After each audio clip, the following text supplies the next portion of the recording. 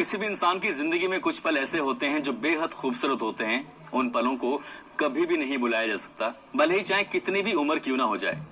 आज की जो सच्ची घटना मैं आपको सुनाने जा रहा हूँ, ये सच्ची घटना है एक सुहाग रात की। सुहाग रात पर कौन ऐसा इंसान है जो इन पलों को खूबसूरत बनाने की कोशिश नहीं करेगा, और शायद ही दुनिया का कोई ऐसा व्यक्ति होगा जो इस रात को कभी भूला पाता होगा। मगर जिस घटना की मैं बात कर रहा हूँ वो ये कोई पहली घटना नहीं है, बल्कि उस प्रांत में, उस जगह पर इस तरह की आम घटनाएं हो जाती हैं जब किसी को अचानक से पता चले कि सुहागरात पर कोई दुल्हन के साथ कोई और भी मौके पर मौजूद है, और जो तुम करोगे वो सब अपनी आंखों से दिखेगा। ये वाकई आज की कहानी हैरान करने वाले भी है, परेशान करने वाली है। जिस देश की कहानी है, वहां की प्रथा कहें या कुप्रथा कहें, ये तो वो जाने, लेकिन जो भी होता है वो वाकई 21वीं सदी में ये बातें कहीं ना कहीं ऐसी लगती हैं जैसे काल्पनिक हो। मगर जब अखबारों के पन्ने पलटे जाएं, वेबसाइट के पन्ने पलटे जाएं, तो उससे पता चलता है कि दुनिया में ऐसी ऐसी प्रथाएं भी हैं जो परेशान करती हैं, विचलित करती हैं। आदाब, नमस्कार, सत श्री अकाल। मैं उस्मान सैफी। आज की जो सच्ची घटना मैं आपको सुनाने जा रहा हूं, ये सच्ची घटना है अफ्रीका देश का एक प्रदेश है सूडान, और इसी का एक इलाका लगता है अम्बद्दा। दरअसल एक लड़का जिसका नाम रिको होता है, रिको सॉफ्टवेयर इंजीनियर है और अमेरिका में नौकरी करता था। उसको पता चलता है कि उसकी शादी की तारीख, शादी के दिन बहुत नजदीक आ चुके हैं, यानी कि जुलाई 2022 में उसकी शादी होनी थी, और शादी को लेकर वो बहुत ज्यादा एक्साइटेड था। परिवार वालों एक तरफ तैयारी में जुटे हुए हैं, तो वो अमेरिका में अपनी तैयारी में जुटा हुआ है। जब शादी का वक्त आता है, तारीख आती है, तो पूरी तैयारी के साथ सीधा अपने घर जाता है, अपने परिवार से मिलता है। परिवार से मिलने के बाद जैसी उस रीति रिवाज के हिसाब से वहां शादी होती है, दिन में शादी होती है, बहुत सारे मेहमान आते हैं। मेहमान आने के बाद अब बारात विदा होती है, और बारात विदा होने के बाद जब दूल्हा दुल्हन अपने कमरे में जाते हैं, तो उसमें ये दोनों बैठकर दरवाजा बंद करके आराम से बातचीत कर रहे थे, और बातचीत का सिलसिला करीब आधा से पौन घंटे तक बीत जाता है। एक दूसरे से अपनी दुनिया की, अपनी खुशियों के बारे में बातें कर रहे थे, और भविष्य की न जाने कितनी सारी प्लानिंग कर रहे थे। प्लानिंग करते करते तब उन्हें मौका मिलता है अपनी जिंदगी के उन पलों को और भी खूबसूरत बनाने का, जिसकी वो काफी दिन से तैयारी में थे। और जैसे ही उन पलों को जीने की कोशिश कर रहे थे, अचानक ही पीछे से एक आवाज सी आती है। वो आवाज थी मठारने की, जिस तरह से हम लोग कई बार इस तरह की आवाज निकालते हैं। आवाज कुछ इस तरह से निकलती है, और जैसे ही आवाज आती है, वो दोनों ही दूल्हा और दुल्हन घबराकर बैठ जाते हैं, सोचकर परेशान हो जाते हैं कि आखिरकार इस कमरे के अंदर आधे पौन घंटे से हमारी बातें कौन सुन रहा था। तभी वो कमरे की लाइट जलाई जाती है, और कमरे की लाइट जलाने के बाद पता चलता है कि उस कमरे में कोई और नहीं बल्कि दुल्हन की माँ भी बैठी हुई थी, और वो चुपके से इनकी सारी बातें सुन रही थी। फिर दुल्हन की माँ कहती है, तुम्हें घबराने की, परेशान होने की बिल्कुल भी जरूरत नहीं है। अब आगे क्या होने वाला है ये बातें मुझसे सुनो, मैं तुम्हें बताती हूँ।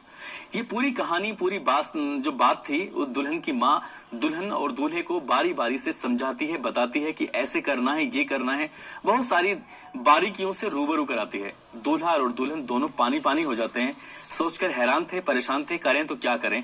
जब उन्हें ये पता चलता है कि ये एक प्रथा का हिस्सा है, और इस प्रथा में दुल्हन की माँ को साथ होना बेहद जरूरी है, क्योंकि अगला दिन निकलेगा, और अगले दिन निकलने के बाद वो सारी बातें बाहर के लोगों को, रिश्तेदारों को, सबको एक पंचायत के माध्यम से ये बात बताई जाएगी।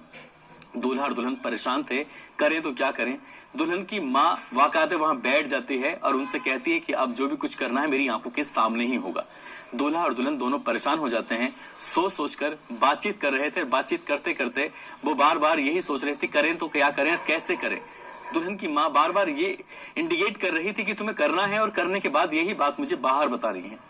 लेकिन पूरी रात ऐसे ही गुजर जाती है बातचीत का सिलसिले में, और वो दोनों परेशान हो जाते हैं अपनी ही माँ को देखने के बाद, दूल्हा अपनी सास को देखने के बाद। दिन निकलता है, दिन निकलने के बाद बड़ी संख्या में लोगों को इंतजार था उस महिला का कि वो चादर लेके, जो व्हाइट कलर की चादर उस बेड पर बिछाई हुई थी, उसको लेकर जाती है, और पंचायत में जाने के बाद उस चादर को दिखाती है। उस चादर पर कोई मैल नहीं था, कोई धब्बा नहीं था, कोई दाग नहीं था। उसे दिखाने के बाद वो क्या बोले, वो यही नहीं समझ पा रहे थे कि आखिरकार क्या बोले।